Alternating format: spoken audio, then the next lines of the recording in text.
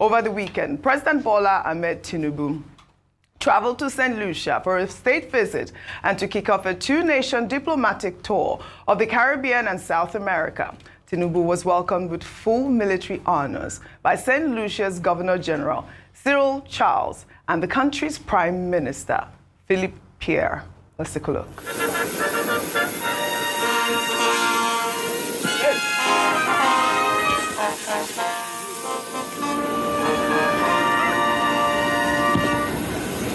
Royal salute! Freeze aid! Now!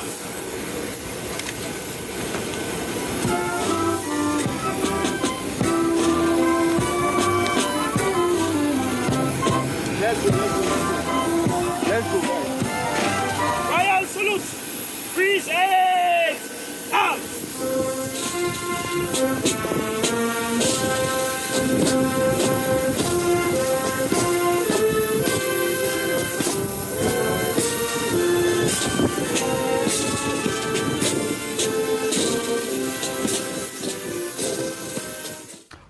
Military salute with our national anthem. I mean, the president was well received, but you know, there have been comments online. I'll take a comment from Labour Party leader who has strongly criticized the president's trip to Saint Lucia, calling it ill-timed and insensitive, given Nigeria's severe socio-economic challenges. Peter Obi's tweet reads in part.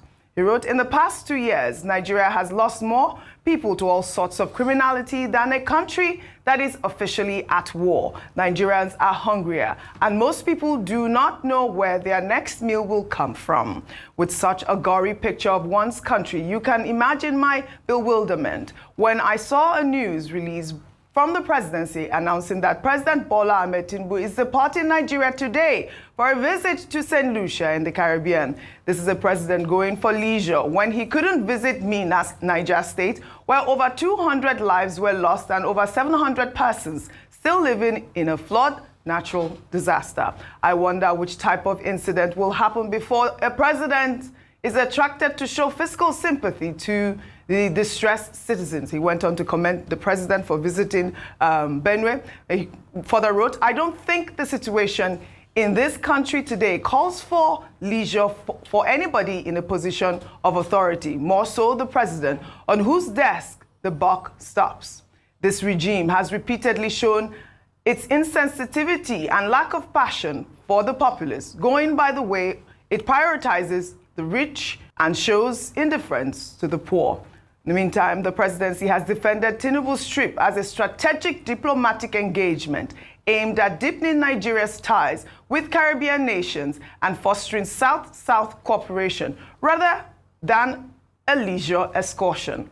In a statement released by Bayo Onanuga, special advisor to the president on information and strategy, the visit aims to rekindle ancestral bonds and open new diplomatic, cultural, and economic avenues, given the significant population of Nigerian descent and shared historical ties. He also described the visit as a rare historic diplomatic event, with Nigeria being one of fewer than 10 state visits that Saint Lucia has hosted since its independence, and the first by an African head of state since Nelson Mandela in 1998. Well, Peter Obi continues to maintain that this trip is inappropriate, and he still maintains that, you know, it's a leisure trip, given what the country is facing at this moment. Dr. Abati, your thoughts? Well, I disagree with Mr. Peter Obi. I don't think it's a leisure trip. I've always argued on this table that President Bola Ahmed Tinubu, or anybody who is President, Commander-in-Chief of the Armed Forces, is the #1 public relations officer of Nigeria. He's the chief foreign affairs policy person for Nigeria. And if President Tinubu, as the chief foreign affairs policy person, is reaching out to the South-South, the global South-South, and going to the Caribbean and South America, I think that the point by Mr. Onanuga about how we have shared historic, cultural affinity with Saint Lucia and other countries in the Caribbean, I think that the points are well made. After all, Sir Danley Alexander, who succeeded Sir Teslim Elias Olawale Elias as Chief Justice of the Federation, 1975 to 79, came from this same Saint Lucia. Now, Sir Daniel Alexander's son, Michael, also fought in the Nigerian Civil War. In other words, even at the personal level, there is that connection. So if President Tinubu is saying he's reaching out to the Caribbean and to, that part of the world, I think it's in order. I recall that when President Jonathan was in office, he also reached out, to that part of the world. We were in Trinidad and Tobago, we were in another country, and on those occasions, President Jonathan addressed joint session of parliament in those, Caribbean countries where they still have a parliamentary system of government.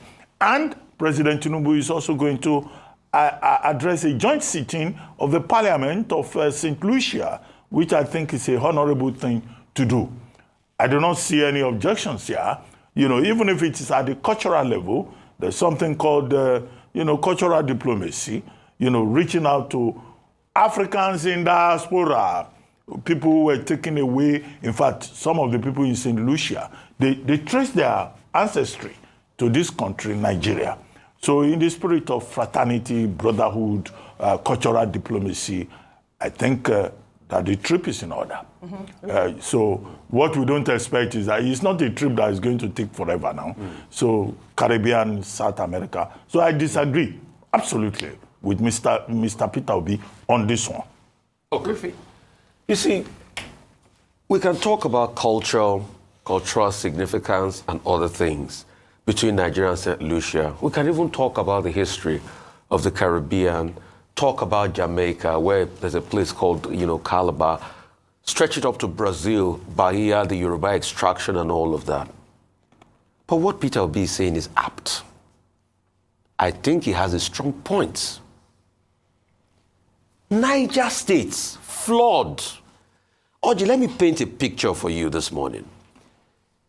Days after the flooding, decaying bodies were taken off the streets in Niger State, in Mokwa, decaying bodies. The president did not visit the place.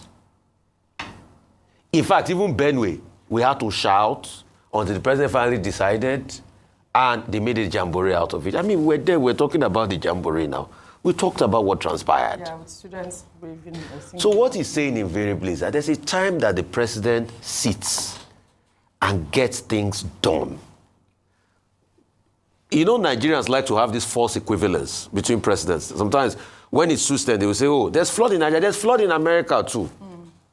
Compare with other presidents. Is this how they are always out every time?